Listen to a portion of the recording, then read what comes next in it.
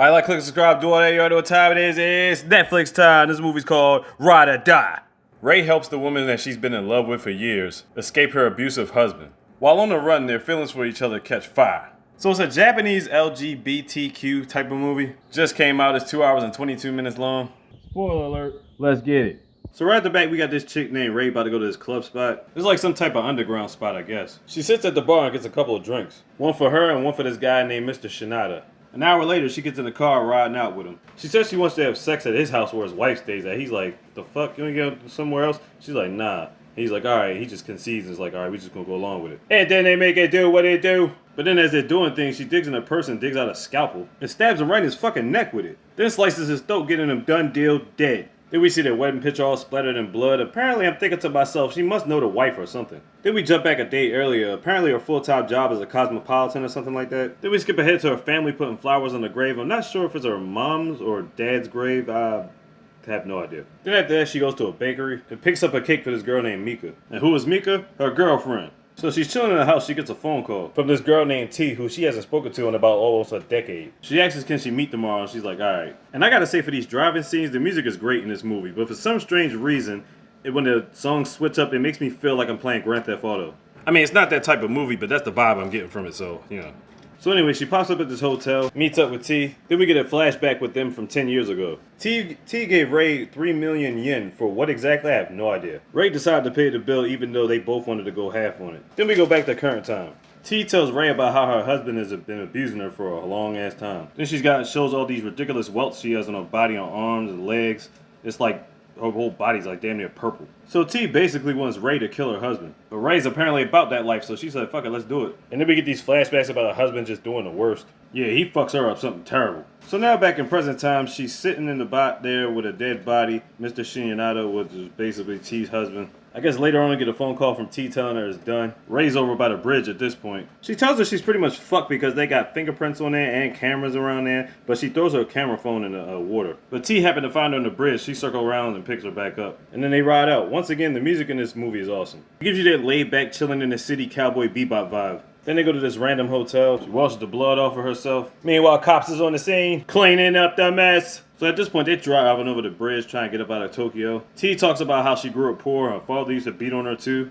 Then they go visit him in the hospital. So yeah, her mom left her when she was young and her father got a coma or whatever. He was in a vegetative state. I'm not sure what happened. She basically drops off her wedding ring and just dips out. Then they go to this burger joint, get some food. And while they're ordering their food, not realizing there's a camera in there, they're sitting there talking about the events that happened yesterday. I'm thinking to myself, like, what the fuck? I mean, yeah, the employees probably not thinking about y'all, but still, like, why y'all can't wait to talk about that shit after you get out the line? Like, the fuck? So as they're eating, they're always having these awkward conversations. Talking about they don't mind dying as long as they're with each other. But they establish they're not friends or lovers. Besides, you haven't seen this girl in like a fucking decade. So anyway, they drop back to T's mom's old house. Once again, having weird conversation as Ray's looking through her plaques. Then we get a flashback to when they was in school. You see T hurtling over joints as Ray's looking on. Afterwards, Ray heads home. And apparently, Ray was living with Mika back then, too. So she's known Mika and T for a minute. So it's like, okay. Then they meet up with each other next day at school. So the whole thing is both of their parents are not accepting the fact that they're gay. But the thing is, neither one of them live with their parents. So why should it matter? You would think they'd still just be able to do whatever they want. But I guess they just wanted their parents' approval. But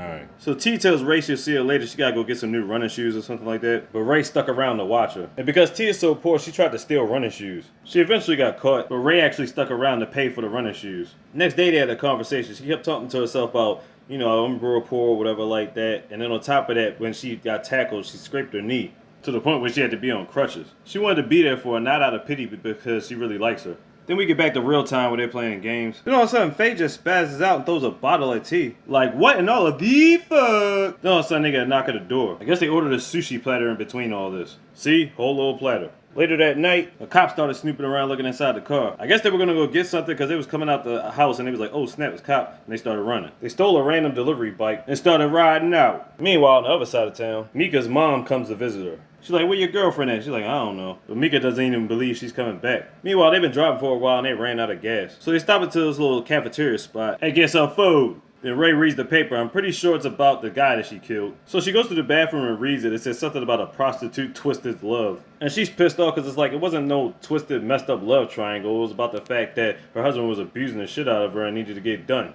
Then while Ray's in the bathroom, this random dude starts talking to T. And he's got a taxi. He drives him wherever they need to go. He ends up dropping him off at a light rail terminal. I don't even know if that light rail comes. There's nobody there. There's nobody in the terminal, like nothing. Then all of a sudden, this guy comes back and he's like, hey, Ray, you trying to split a bill or something? They end up eating. You already know what he's trying to do. He ends up giving her the business and the taxi. Then he gives her money like she's some type of prostitute or something. But he's like, yo, just take it. You know, I'm pretty sure you got yourself into something and you probably need help.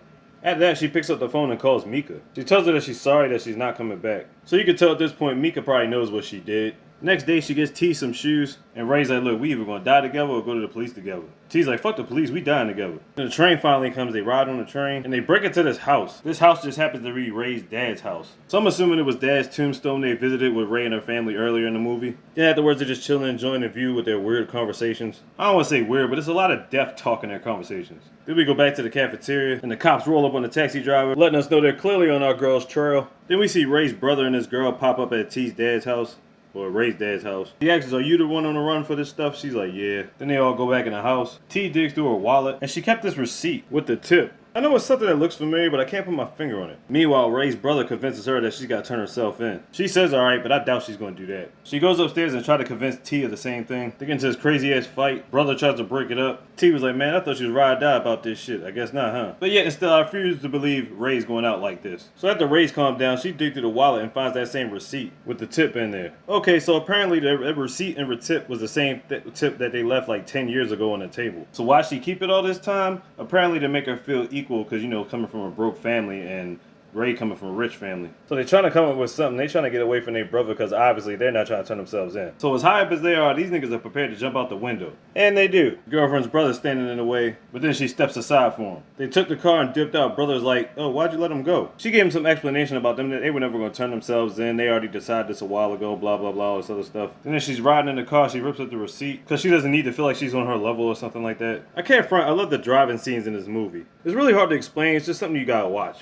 So they go to this little spot by the beach. Then they finally get it in and make it do what it do. And this is a pretty long scene, but it's worth it. In some parts of the movie drag, but it's not really a big plot piece, you know what I'm saying? Then she puts her hands around her neck talking about, would you die for me like I die for you? They're talking about they can't live without each other. And I'm thinking at this point, are they going to kill each other? Then we get a flashback to when they first met each other in art class. Ray talks about she can't draw anybody crying or sad. She always has to draw somebody when they're smiling. And so she smiles for her. Next day, she brings up that moment about when they first met. She tells her the reason she was depressed that day was because that was the first day when her mom left her. So Ray gets up and tells T she gotta go to the bathroom. But what she really ends up doing, she gets on the phone. Who's she calling? Later on, they go to the gas station and get some food. Ray goes to get some snacks and T goes to pump gas. But while she's going to do that, the boys roll up. T's like, what the fuck? Ray just comes out with her head down like she knew what was up. Damn, so that's who Ray called. She really did want to turn herself in. I guess she wanted to have sex with T one time before doing so. The last thing we see is a picture they drew of each other back then when they first met each other. So you felt like they was really about that ride or die life, at least until the last 2 minutes. So there you have it. Ride or Die on Netflix. Check it out. Like, click, subscribe, do all that. You already know what time it is. Slick DZ, all DZ, Mr. Big. You got that slogan.